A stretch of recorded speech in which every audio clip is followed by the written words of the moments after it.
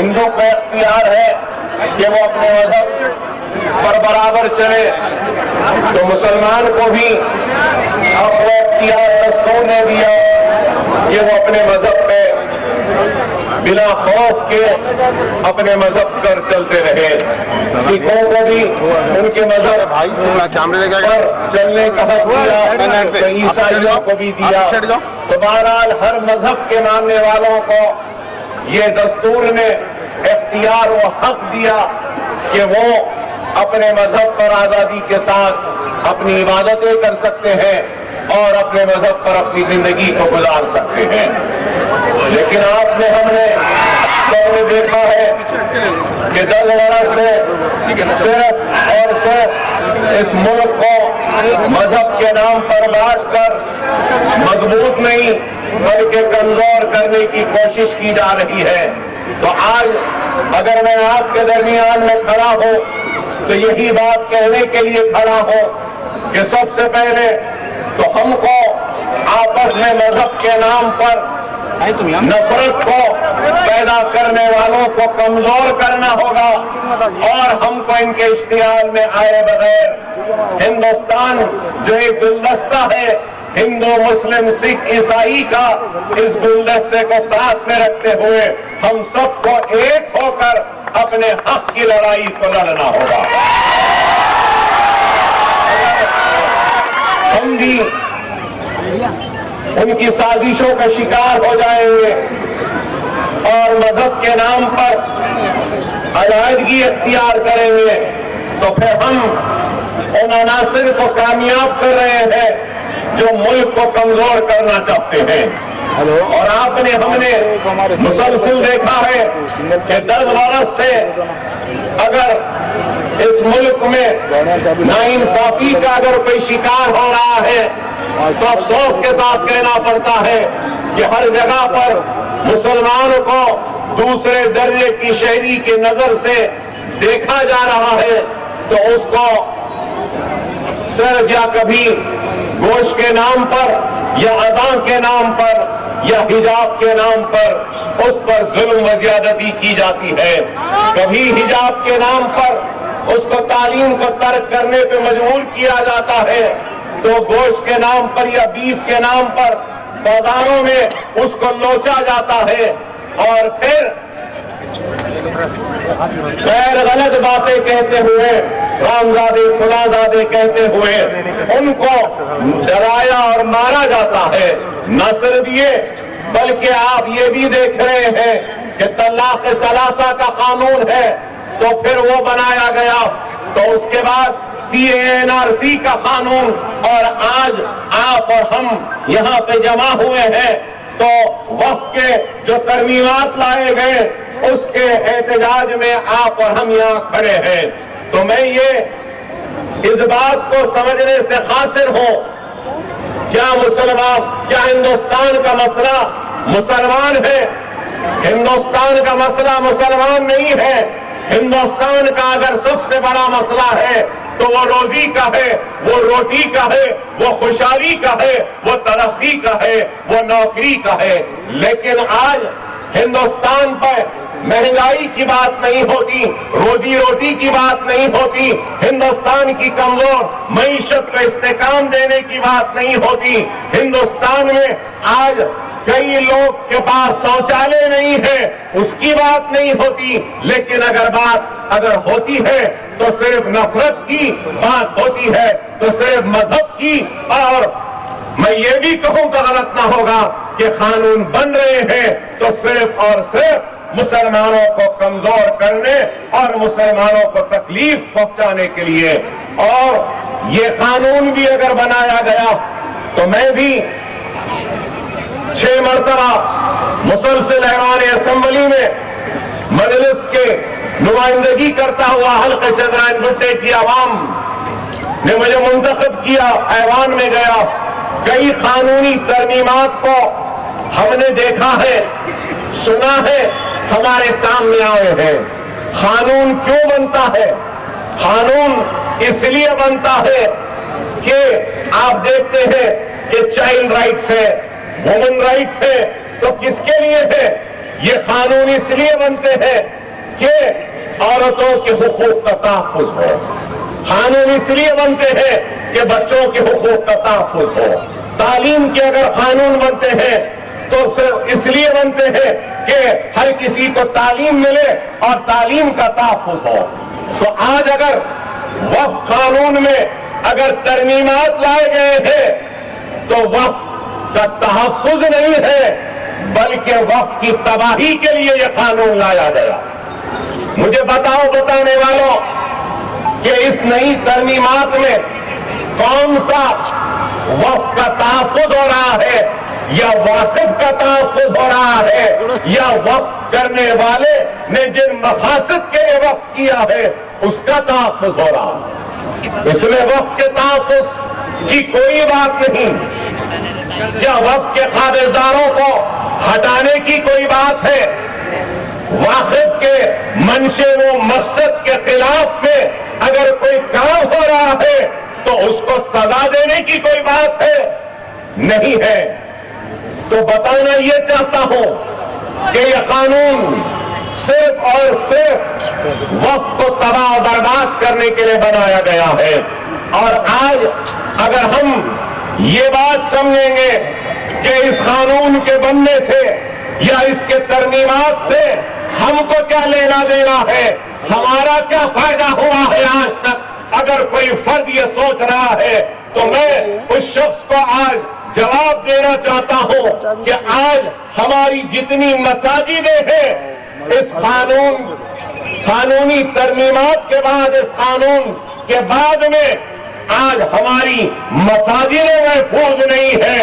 آج اس قانون کے بعد میں ہمارے عاشورخانے محفوظ نہیں ہے، ہمارے درگاہوں کے خانقاہ محفوظ نہیں، اور آج اس قانون کے بعد عاشورخانے محفوظ نہیں ہے۔ تو آج آپ اور ہم کو منظم ہونا ہوگا، متحد ہونا ہوگا، اور مسلم پرسنل لا بورڈ کے جو بھی اعلانات ہوں گے، احتجاجی پروگرام ہوگا، ہم کو لبیک کہتے ہوئے ایک دوسرے کا ساتھ دیتے ہوئے آگے بڑھنا ہوگا۔ اگر ہم منظم نہیں رہیں گے، متحد نہیں رہیں گے اور صرف انہی باتوں میں مبتلا رہیں گے کہ اس سے ہمارا کیا فائدہ ہے، تو میرے بھائی ہم ایسے سوالات یا ایسے باتوں سے ہمارے مخالفین کو ہم مستحکم کر رہے ہیں، مخالفین کو کامیاب کر رہے ہیں۔ آپ کو اور ہم کو اس بات پہ غور و فکر کرنی ہوگی کہ یہ قانون جو بن رہا ہے آگے جا کر، شاید میں غلط ہوں، میری بات سے کوئی اتفاق نہ کرے، لیکن میں یہ کہوں گا کہ آج یہ ملک ہم سے ہماری شریعت کو بھی چھیننا چاہتا ہے۔ اگر آج اس قانون کے خلاف ہم منظم ہوں گے، متحد ہوں گے اور لبیک کہتے ہوئے مسلم پرسنل لا بورڈ کے پرچم تلے ہم ایک جگہ جمع ہو کر آگے بڑھیں گے تو اس قانون کو ہم واپس لینے کے لیے ہم اور آپ کا اتحاد مودی سرکار کو مجبور کرے گا کہ وہ قانون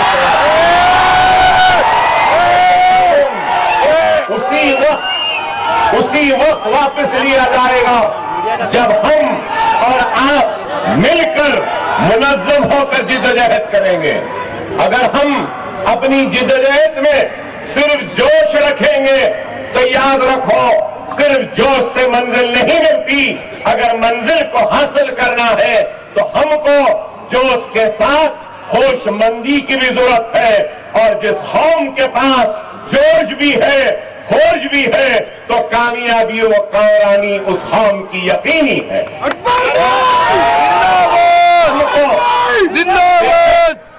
جوش کی ضرورت ہے، لیکن جوش کے ساتھ ہوش کی بھی ضرورت ہے، جوش و ہوش کے ساتھ عزم کی بھی ضرورت ہے، ارادوں کی بھی ضرورت ہے، ہمت کی بھی ضرورت ہے، اور ہم کو اپنے اعتدال، اپنے جوش، اپنے جذبے کو دستور کے دائرے میں رکھنا ہوگا۔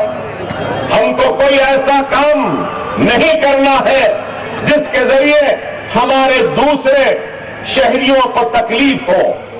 ہمارا احتجاج ہمارے مقصد کو حاصل کرنے کے لیے ہونا چاہیے۔ ہمارا احتجاج ایسا ہونا چاہیے کہ ہمارے احتجاج، ہمارے جوش، ہمارے جذبے کو، ہماری ہمت کو دیکھ کر ایک ہندو بھائی بھی ہمارے احتجاج میں جڑ جائے، ہمارے احتجاج میں سکھ بھی آ جائے، عیسائی بھی آ جائے اور ہر سیکولر ہمارے احتجاج میں آ جائے۔ یہ ایک حکمت کے ساتھ ہم کو آگے بڑھنا ہوگا۔ یہ قانون بہت ہی کالا قانون ہے میں کہوں گا، اور بہت ہی خطرناک قانون ہے۔ اگر آج ہم اس قانون کے خلاف اٹھ کر کھڑے نہیں رہیں گے تو ہمارے مساجد خطرے میں ہے، درگاہیں خطرے میں ہے، عاشورخانے خطرے میں ہے، ہماری عبادت گاہیں خطرے میں ہے، اور اس قانون کے بعد آئندہ نشانہ اگر کوئی ہوگا تو وہ صرف اور صرف شریعت محمدی ہوگا، اور ایکسا سول کوڈ کو نافذ کرنے کے لیے وہ اور ہمت کے ساتھ، عزم کے ساتھ آگے بڑھیں گے۔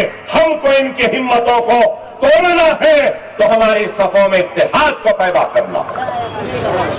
بہت چیزیں ہیں اس قانون میں، مختلف قائدین، علماء کرام و مشائخ اعظام نے بیان کیا ہوگا، آپ کے سامنے رکھی ہوں گی بات، لمیٹیشن ایکٹ کے بارے میں کہا ہوگا، یا پھر آج ہم کہتے ہیں کہ دستور کے خلاف ہے، تو میں نے اپنی گفتگو سے پہلے یہ بات کہا کہ دستور میں ہر ایک کو برابر کا حق دیا ہے، لیکن آج جب ہم اس قانون کو دیکھتے ہیں تو ہندو اینڈومنٹ ایکٹ میں جو چیزیں ہیں، ہمارا مطالبہ کیا ہے؟ ہم یہی چاہتے ہیں کہ سب کو برابری کا حق دیا جائے، برابری چاہتے ہیں۔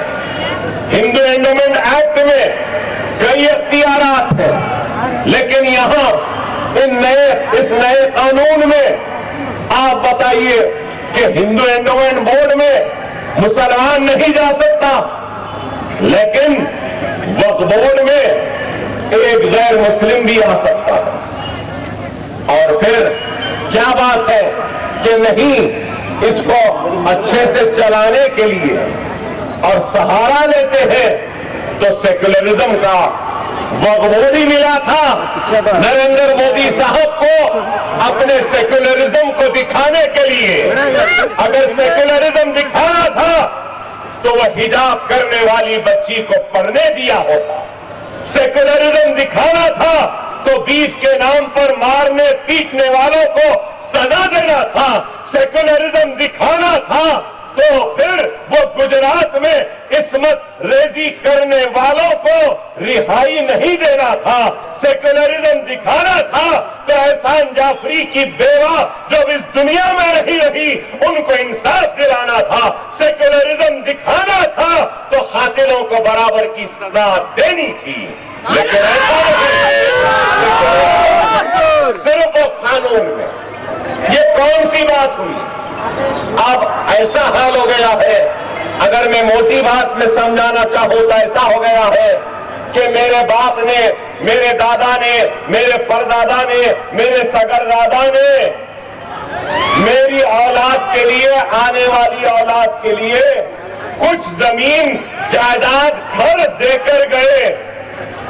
اب وہ میرا اختیار ہے کہ میں جیسے چاہے چلا لوں، میرے باپ کی جاگیر ہے، میرے دادا کی جاگیر ہے، میرے سگردادا کی جاگیر ہے، مگر یہ کیا کہہ رہے ہیں؟ نہیں، اس کو ایسا نہیں چلانا، اس کو ویسا چلانا۔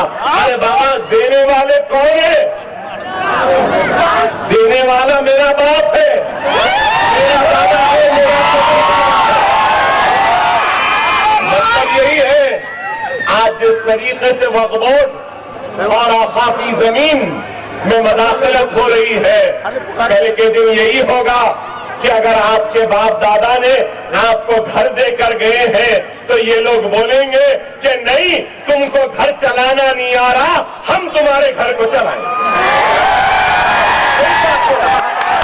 ایسا ہی ہو گیا، یہی ہے۔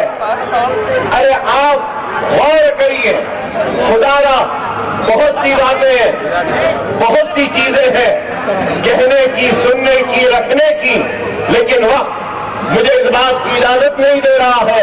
میں آپ سے یہی کہوں گا کہ وقت اور حالات کی نزاکت کو سمجھو، خدا را انتشار اور منتشر مت رہو، خدا را منظم ہو جاؤ، متحد ہو جاؤ۔ اگر آج ہم منظم نہیں ہوں گے، متحد نہیں ہوں گے، تو پھر ہمارے حقوق ہمارے ہاتھ سے جاتے رہیں گے۔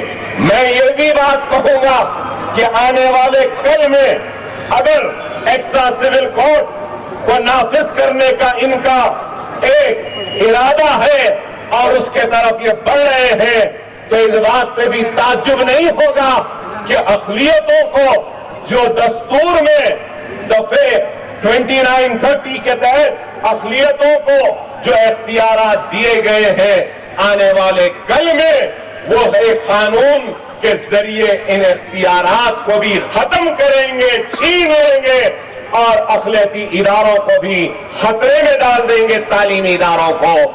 میرے سیکولر ہندو بھائیوں سے، سیکولر سکھ بھائیوں سے، سیکولر عیسائی بھائیوں سے بھی اپیل کر رہا ہوں کہ یہ معاملے کو صرف مسلمانوں کا معاملہ نہ سمجھے، بلکہ یہ معاملہ ہمارے ہندوستان کے سب سے بڑے امن پسند اقلیتوں کا، مسلمانوں کا ہے۔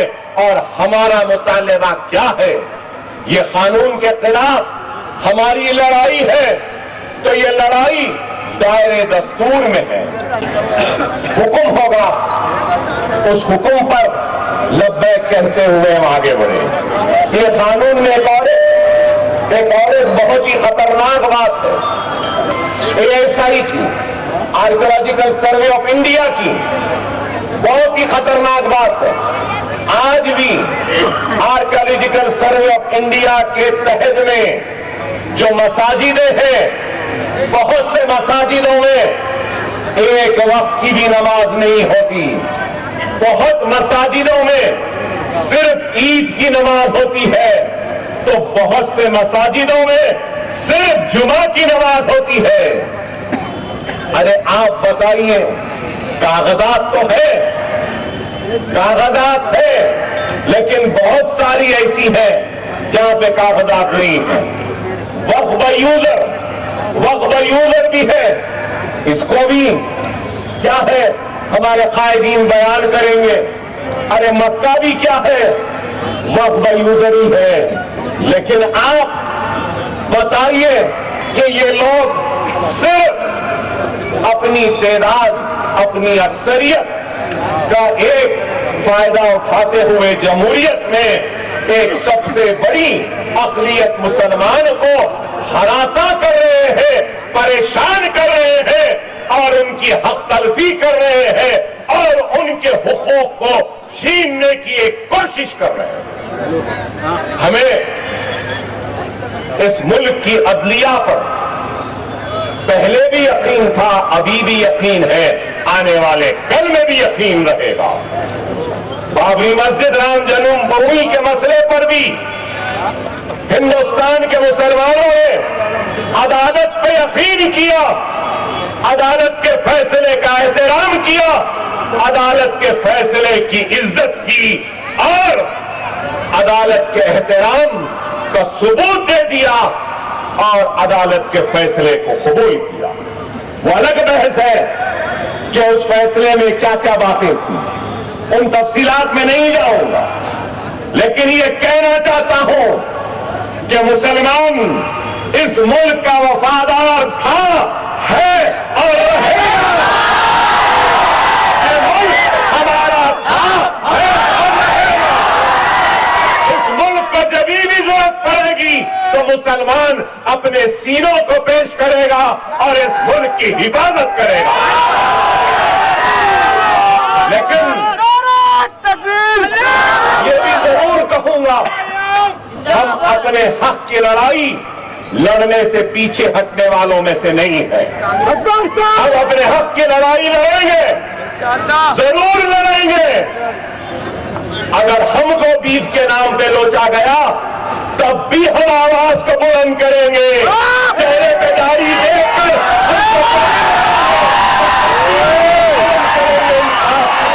لگائیں گے. اگر ہمارے بچیوں کو حجاب کے نام پر تعلیم سے محروم رکھیں گے تو تب بھی احتجاج کریں گے.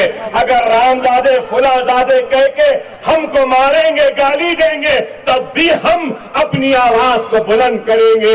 وقف قانون کے خلاف آج بھی آواز بلند کر رہے ہیں, لیکن ہماری آواز, ہمارا احتجاج دستور کے دائرے میں رہے گا, قانون کے دائرے میں رہے گا, اور قانون کے دائرے میں رہتے ہوئے ہم اپنا احتجاج کریں گے اور اپنے مقصد کو حاصل کریں گے.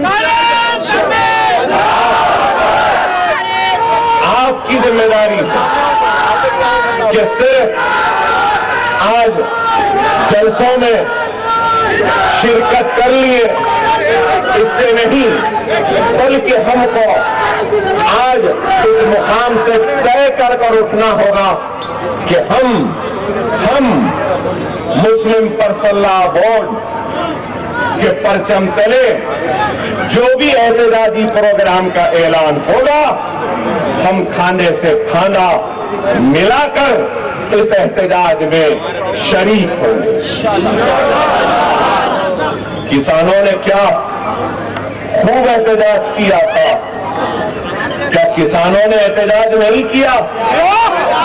قانون کو واپس لینا نہیں پڑا. تو ہم بھی اگر ویسا ہی یا اس سے اچھا احتجاج کریں گے, رہیں گے, متحد رہیں گے, تو ضرور ہمارا احتجاج, ہمارا اتحاد مودی سرکار کو مجبور کرے گا کہ وہ اس قانون کو واپس